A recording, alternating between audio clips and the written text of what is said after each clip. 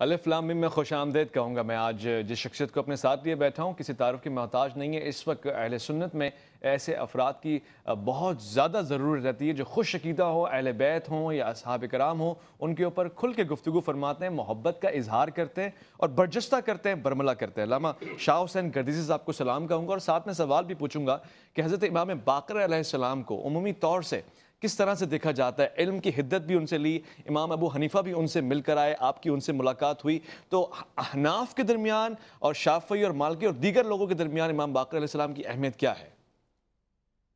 بسم اللہ الرحمن الرحیم. باقر کی وجہ تسمیہ یہ ہے کہ جس طریقے سے زمین کو کھود کے اس سے غلہ نکالا جاتا ہے، جی، تو علم کی سرزمین کو کھود کے اس سے علم نکالنا اور اس کو وسعت دینا، سبحان اللہ، یہ باقر کا معنی ہے. سبحان اللہ. امام باقر کو امام باقر اس لیے کہا جاتا ہے کہ انہوں نے علم میں بہت توسع پیدا کیا اور نئی جہتیں اور نئی ایجادیں کی، اور پھر آنے والے لوگوں نے ان کے اس موقف کو اور اس عمل کو قبول بھی کیا اور سراہا بھی. اچھا، کیونکہ ایک آدمی وہ شروع کا دور تھا تو اس بنیادیں رکھی جا رہی تھیں اس زمانے میں، تو ان بنیادوں پہ کھڑے ہو کے بعد میں آنے والے وہ آگے بڑھے. اب رہے گا مسئلہ حضرت امام باقر کا جو دور ہے، کیونکہ ان کی پیدائش کا زمانہ جو ہے وہ 57 ہجری ہے، تو واقعہ کربلا کے وقت وہ کوئی 3 ساڑھے 3 سال کے تھے. صحیح. اور پھر اللہ تعالیٰ نے ان کو علم عطا فرمایا اور گرانے یہ علم والا تھا، بے شک. تو اللہ تعالیٰ نے ان کو بہت بلندیاں بخشی، اور ان کے اثر کے لوگ جتنے تھے وہ ان سے فیض حاصل کرتے تھے. لیکن ان حضرات سے فیض حاصل کرنے میں بھی اس دور میں پابندیاں تھیں. فیض حاصل کرنے پہ بھی فیض حاصل کرنے پر بھی پابندیاں تھیں یا اللہ. لیکن پھر بھی لوگ جو ہے وہ ہمت کرتے تھے اور پہنچتے تھے، ذرائع مختلف اختیار کرتے تھے تو ان کی بارگاہ تک پہنچتے تھے. حضرت امام ابو حنیفہ رحمۃ اللہ تعالی علیہ جو ہیں وہ ان تک پہنچے، لیکن امام ابو حنیفہ کی شہرت ان سے پہلے وہاں ان تک پہنچ چکی تھی. اچھا. ان کو اس بات کا اندازہ تھا کہ کوفے میں ایک بڑا جید عالم ہے، لیکن امام صاحب کے بارے میں، امام صاحب بڑے آدمی تھے، جی. تو بڑا آدمی جو ہوتا ہے اس کی ایک خاص صفت ہوتی ہے، اس کے دوست بھی بہت ہوتے ہیں، اس کے دشمن بھی بہت ہوتے ہیں. جی ایسا ہی ہے. غیبانہ طور پہ اس کے دوست اور اس کے ہمدرد ہوتے ہیں، اور غیبانہ طور پہ اس سے عداوت رکھنے والے اور دشمنی کرنے والے. حق. حضرت امام ابو حنیفہ رحمۃ اللہ تعالی علیہ کے بارے میں بھی یہ ایک بات مشہور کر دی گئی کہ وہ رائے اور قیاس کو بہت زیادہ اہمیت دیتے ہیں.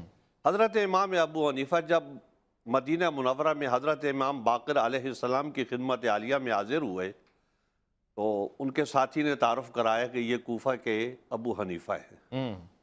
انہوں نے دیکھا اور فرمایا کہ اچھا آپ وہ جو قیاس سے حدیث کو بدلتے ہو جو ہے. قیاس سے حدیث کو بدلتے ہو.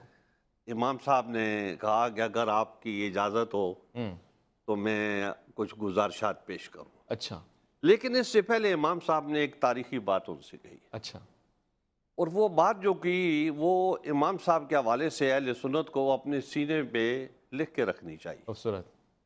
اور وہ بات آپ نے یہ کی کہ میں آپ کو اس طریقے سے اہمیت دیتا ہوں اور اس طریقے سے آپ کی تعظیم و تکریم کو واجب سمجھتا ہوں جس طریقے سے صحابہ کرام نبی اکرم علیہ السلام کی تعظیم و تکریم کو واجب سمجھتے. حق. سبحان اللہ. ماشاء اللہ.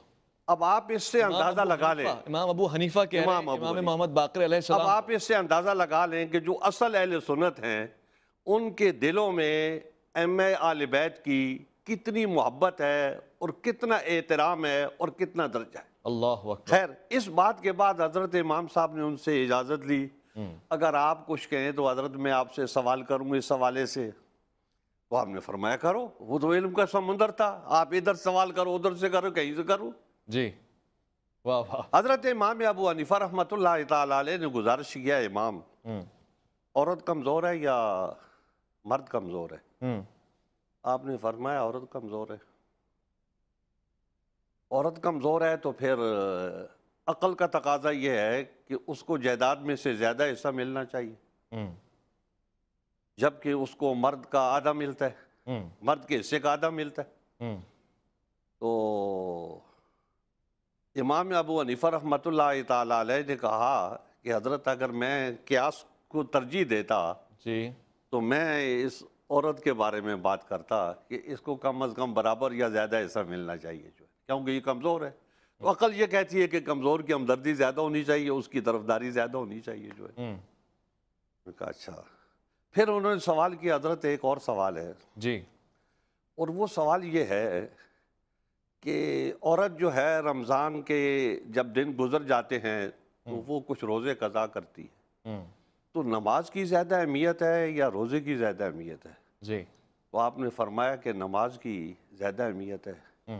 تو امام صاحب نے فرمایا کہ اگر میں عقل سے قیاس سے کوئی فیصلہ کرتا تو میں یہ کہتا کہ اس کو روزہ نہیں نماز کی قضا کرنی چاہیے. تو نماز کی قضا نہیں کرتی، وہ روزے کی قضا کرتی ہے. تو اس طریقے سے حضرت امام ابو حنیفہ رحمۃ اللہ تعالی علیہ نے حضرت امام باقر علیہ السلام سے سوال کیے تو ان کو ان کے بھی علم کا اندازہ ہو گیا کہ یہ ان کو تو پہلے سے اندازہ تھا حضرت امام ابو حنیفہ کو، لیکن ان کو ان کے علم کا بھی اندازہ ہو گیا کہ یہ کتنی قابلیت والی میں تو کہتا ہوں امام باقر کو بھی پہلے سے اندازہ تھا، مگر یہ ہمارے لیے شاید ایک گفتگو شنید ٹھہری.